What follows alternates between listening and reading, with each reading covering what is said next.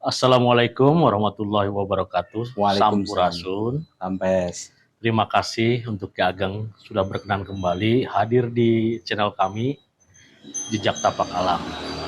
Dan saya memohon kepada seluruh pemirsa agar channel ini bisa berkembang, bantu untuk subscribe, like, share, dan komen. Alhamdulillah Ki Ageng telah berkenan hadir kembali di sini atas pembahasan metode-metode yang Ki Ageng sebelumnya telah diutarakan. Kami ingin melanjutkan metode-metode Ki Ageng selanjutnya dalam rangka untuk mengedukasi untuk seluruh umat. Pertanyaan ini nanti saya kembalikan kepada saudara kita, saudara Andi. Silakan Pak Andi untuk bertanya kepada Ki Ageng. Terima kasih, Akang Asep. Assalamualaikum warahmatullahi wabarakatuh. Ki Ageng, selamat ketemu jumpa lagi di Jejak Tapak Alam, di mana alhamdulillah Ki Ageng berkenan secara mungkin tempat saya. Ada sedikit pembahasan dari yang kemarin-kemarin kita obrolkan. Yang pertama kita mulai dari pembahasan meditasi, Ki. Ya. Menurut Aki, pandangan Aki tentang meditasi, di mana meditasi ini sedang digandrungi gitu, sedang lumayan digandrungi oleh masyarakat. Gimana menurut Ki Ageng pandangannya mengenai meditasi? Baik. Ya, Assalamualaikum warahmatullahi wabarakatuh. Alhamdulillah wa syukurillah wassalatu wassalamu ala rasulillah la haula wala quwata illa billah. Tentunya kita bersyukur pada kesempatan ini kita bisa berjumpa kembali kepada kebersamaan kita di media Jejak Tapak Alam. Semoga pertemuan ini bisa menginspirasi, membuka, mengembalikan semangat di dalam mengasah jiwa kita, sehingga terinspirasi pemikiran dan perasaan yang segar di dalam menjalani penghidupan dan kehidupan kita. Sebagaimana yang tadi dipertanyakan, ya bisa jadi saya bertanya dulu, bisa jadi masyarakat sudah juga mengetahui apa sebenarnya di benak masyarakat, atau artinya di benak Kang Andi, Kang Asep, Kang Iwan sendiri mengenai meditasi. Sejauh ini apa yang diketahui atau yang berjalan, yang dilakukan oleh masyarakat yang disebut meditasi? Apa pengalaman, arti, maksud, dan tujuan, dan pelaksananya? Bagaimana? Bang Andi bisa menjelaskan? Ya, saya kurang begitu ini, Ki, dimana saya tuh pengen tahu pandangan Aki gitu. Karena kalau pandangan umum meditasi itu sendiri hanya relaksasi. Nah, dimana apakah sampai relaksasi itu aja? Apa ada pengembangan lainnya, Ki, dari hanya sekedar relaksasi gitu? Baik, meditasi kalau menurut metode Dalang nih ya, meditasi atau bahasa yang diumumkan dan relaksasi. Tapi meditasi sendiri juga mengarahkan untuk konsentrasi, mengosongkan diri, kontemplasi, ya. Nah, sebenarnya meditasi ini bisa dilakukan untuk apa sebenarnya? Memfokuskan diri, bagaimana kita ada munculnya kesadaran jiwa diri kita agar sejalan dan searah antara pemikiran dan perasaan untuk dilakukan dalam ucapan maupun tindakan. Sehingga apa? Kita tidak akan keraguan, tidak ada di dalam setiap diri yang orang-orang melakukan meditasi. Sebenarnya kalau di dalam metode Dalang sendiri, bahasanya sebagaimana yang ada, meditasi ini adalah sarana, ya. Kalau bahasanya suluk, kalau dalam itu suluk itu jalan, ya. Jalan bagaimana mengenal diri kita. Dengan mengenal diri kita akan mengenal Sang Pencipta kita. Nah, ini adalah meditasi atau kontemplasi. Kalau di dalam bahasa kerasulan, Rasulullah di saat kondisi waktu-waktu itu, kondisi membaca lingkungan alam semesta, begini bagaimana saya harus mensikapinya. Makanya di dalam Rasulullah bertahanut. Oh, berarti kalau di Islam itu bertahanut ya. Ya, bertahanut. Kalau di umum mainstream itu disebutnya meditasi gitu ya, Pak. Iya. Mukorobah boleh. Ya. Mukorobah itu artinya mendekatkan. Saya ambil dari tata aturan bahasa aksara hijaiyah. Ya. Nah, di dalam orang Jawa bisa juga semeti. Ya. Semeti itu apa artinya? Kalau bahasa bisa juga dengan merah delima. Merah itu ada kesemangatan, dalima ya dalnya 5. Qul huwallahu ahad, Allahu samad, lam yalid walam yulad walam yakul lahu kufuwan ahad. Dalnya 5. Artinya semedi itu apa? As-somadu, qul huwallahu ahad, Allahu samad. Pasrah, mengosongkan diri, mengkondisikan diri bahwa kita ada kesadaran bahwa kita tidak bisa apa-apa, tidak punya apa-apa tanpa izin dan kuasanya Sang Maha Pencipta. Melalui apa? Melalui tanda alam semesta. Yang saya kaji yang sebelumnya adalah baik mengenalnya secara ayat kauniyah, alam semesta yang ada, baik secara kauliyah, firman-firman atau dokumenternya manusia-manusia luhur mulia, atau bisa jadi dengan ayat-ayat fuadah, rasa zauq kita, pemikiran kita. Nah, untuk itu orang-orang yang meditasi, kontemplasi atau orang semedi lah mengosongkan diri. Bagaimana kita muncul kesadaran diri hanya kepasrahan kepada Sang Pencipta kita. Allah yang tanpa batas, sedang makhluknya terbatas oleh ruang dan waktu. Bagaimana kita mensinergikan sejalan dan searah akan keterbatasan menuju ketiada batasan. Kalau bahasa ketauhidan ya syahadatnya asyhadu alla ilaha illallah wa asyhadu anna Muhammad Rasulullah. Hanya kepada Allah yang tanpa batas, sedang Muhammad orang-orang terpuji, manusia-manusia yang terpuji dari Adam, Idris, Nuh, Soleh sampai para nabi, para rasul, para orang-orang mulia tadi terbatas oleh ruang waktu, maka perlu bersinergi, saling melengkapi, saling peduli, saling berbagi, tidak merasa paling. Ada lagi pertanyaan yang perlu ditanyakan? Jadi meditasi itu tidak hanya sekedar relaksasi, Pak Haji. Jadi di situ juga meditasi juga ada untuk membuka atau jalan menuju kesadaran ya Ki. Ya. Salah satunya tuh bisa juga dari meditasi itu tidak hanya relaksasi, tapi juga bisa menuju jalan kesadaran gitu.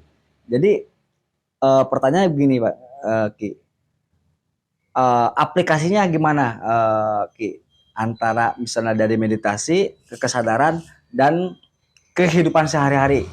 Jadi korelasinya gimana tuh? Nah, korelasinya tentunya kita bahasa kalau di dalam metode dalang, kalau dalang dalam pewayangan ning nang ning gung itu ning harus mengheningkan, nung harus menurunkan, nang supaya ketemu ketenangan, gung tidak lupa dengan yang maha agung.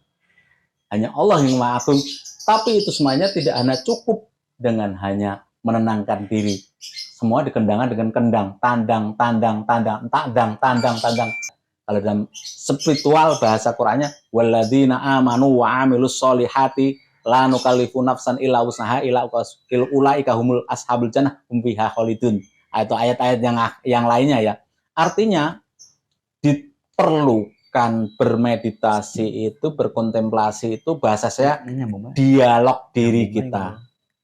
Sejauh mana kita memahami, menyadari dengan kecerdasan secara ilahiyah, alamiah, dan ilmiah.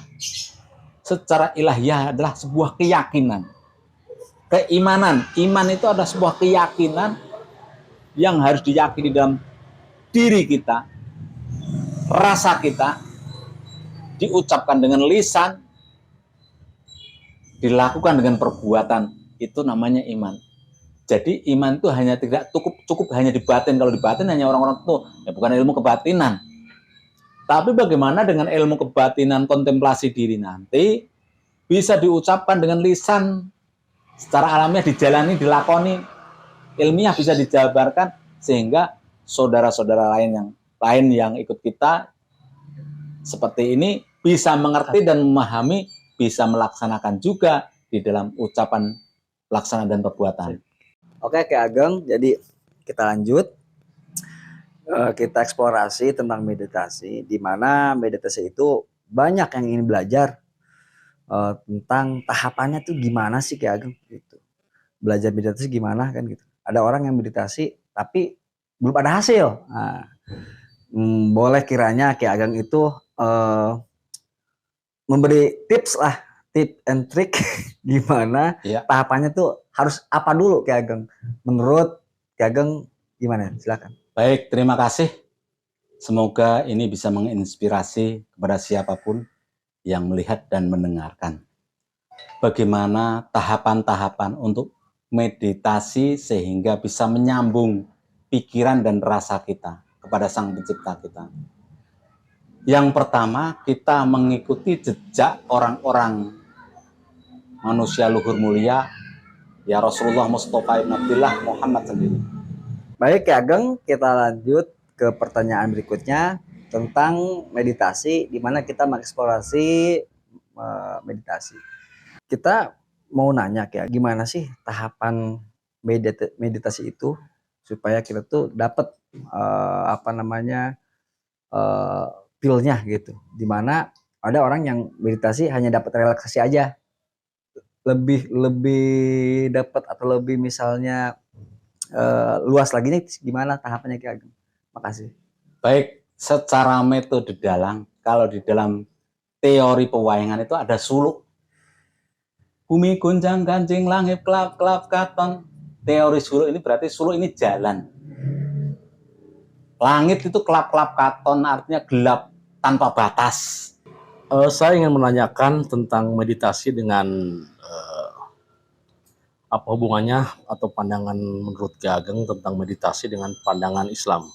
Karena dalam Islam meditasi tersebut sama dengan muraqabah ya, muraqabah atau tafakur.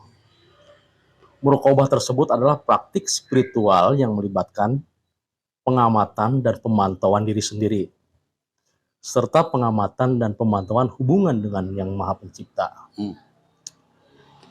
Lalu tujuan muraqabah atau meditasi, apapun jenis bahasanya, menurut Ki Ageng dalam pandangan Islam dan metode dalang yang sedang dijalankan oleh Ki Ageng, itu bagaimana?